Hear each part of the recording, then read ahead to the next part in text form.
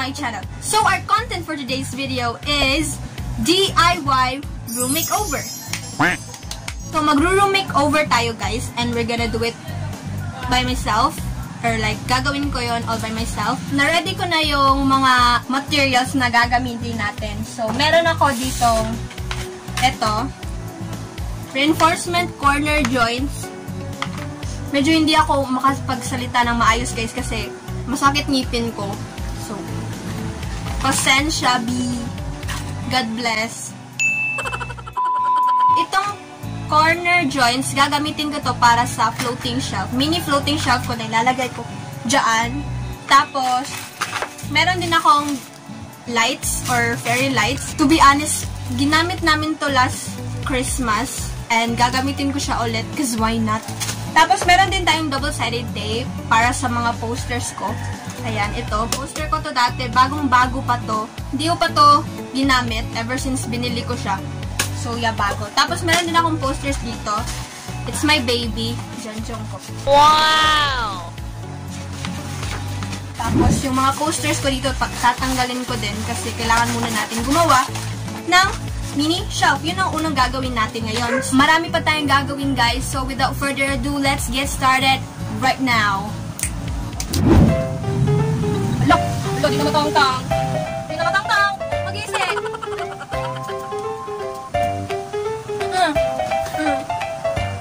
Oh, mag-isip. Hello. I'll figure out kung paano yan siya. Paano ko siya kukunin without gisiing the paper. What?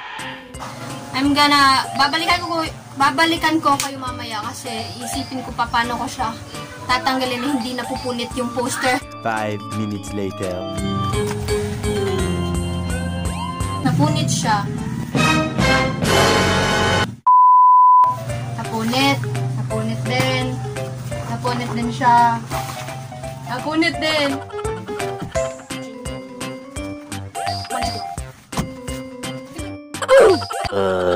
Mag-move on na lang siguro tayo. So, ito yung plywood na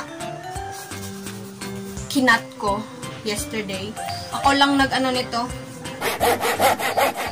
Gabas. Hindi ko alam ang Tagalog nun, pero yun na nga. Medyo hindi siya straight. Hindi talaga siya straight. Pero wala akong pake, so let's just use this. Gagawin na natin siya para siyang shelf, para ilagay natin yung mga gamit na gusto kong ilagay. Tapos gagamitin natin to as support sa shelf. You already know that. So, let's get started.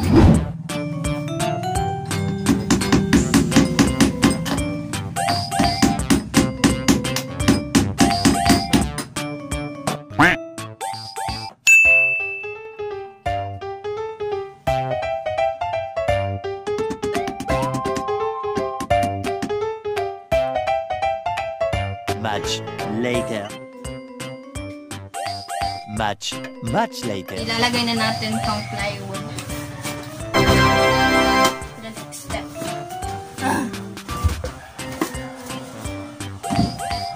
Like that. Bakit parang wet?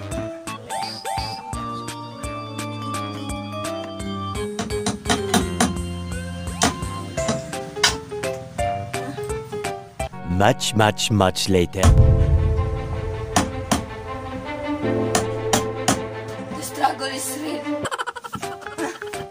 Babalikan ko nila kayo mamaya kasi hindi ko alam kung ilang oras akong magduduk-duk dito. Hindi ko alam bakit ginawa ko tong content na to. May modules pa ako na sagutan. 1 hour later! As you can see, haggard na ako guys. Nalagay ko na yung shelf, tapos yun na nga, ito na lang yung lalagyan ko pa yun ng design siguro.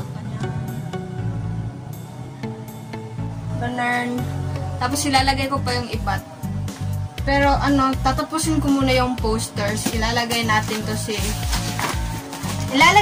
si Barbie John Jungkook dito sa gitna. Tapos ito, bagong-bago pa to. Kalimutan ko na nga anong picture nandito. So, maliit to siya guys. It's landscape. Ayan. Bang tansan yun lang. Hindi ko alam asan ko ito ilalagay. Tapos nandito din si John Jungkook. Hindi nga sabi. No! God, please, no!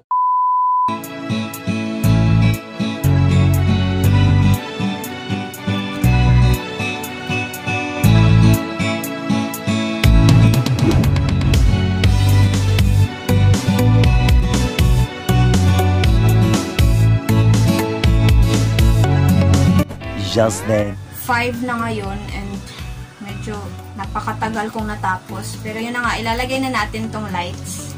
Kasi excited na ako. Ito yung talagang hinihintay ko na part. Yung lights. Sabit lang natin siya.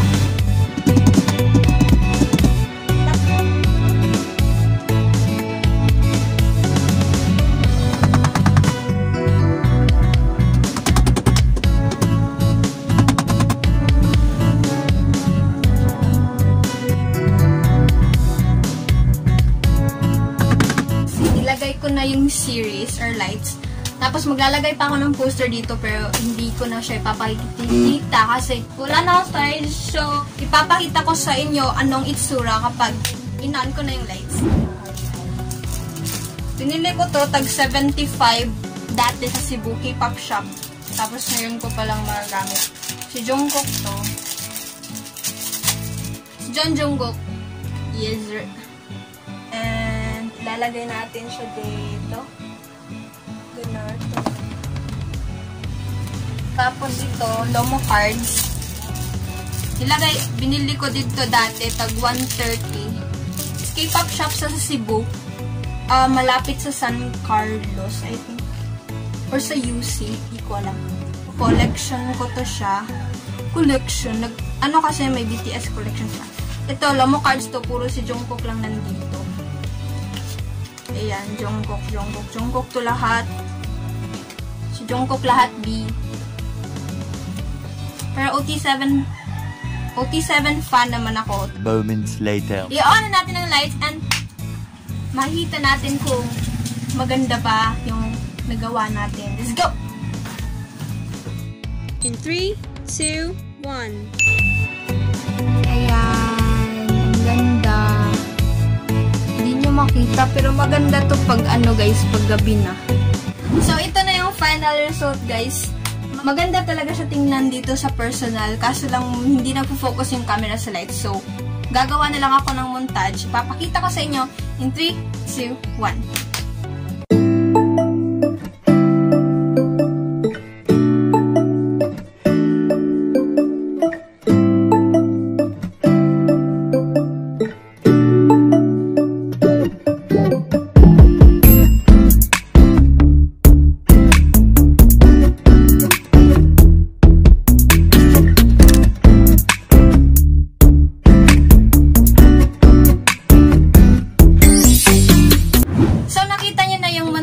And that was the final result ng ating vlog ngayon. So, ito na yung room ko ngayon. Plano ko talaga lagyan ng mga Polaroid cards yung dyan para mas maganda. Pero hindi pa ako nakapaprint kasi diba may COVID and quarantine, hindi ako makalabas. Kaya, ilalagyan ko na lang siguro siya sunod.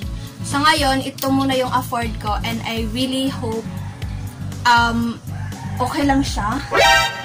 So far, gusto ko yung ginawa ko ngayon. I did it all by myself and nakaka-proud siya. Medyo hindi na ako makakapag-upload ng bagong content every week kasi nag-start na yung modular class namin and maraming modules na sasagutan, besh. Medyo wala na akong time.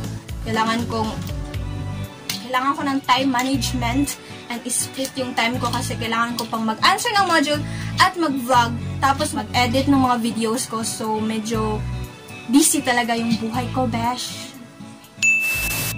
So, that's it for today, guys. Thanks for watching. Please like, comment, and subscribe for more videos. I hope nakatulong ako sa ideas nyo sa inyong room makeover. Hindi lang kasi, di ba, kapag quarantine, yung mga nag-glow up is yung mga mukha ng tao. Pero nga, sa akin, hindi ako nag-glow up. So, yung kwarto ko na lang, glow up, bitch. Room, glow up. Oh shit! Yun na yun. Marami na akong sinasabing mga walang kwenta. Bye. Stay safe and always wear a mask. Bye.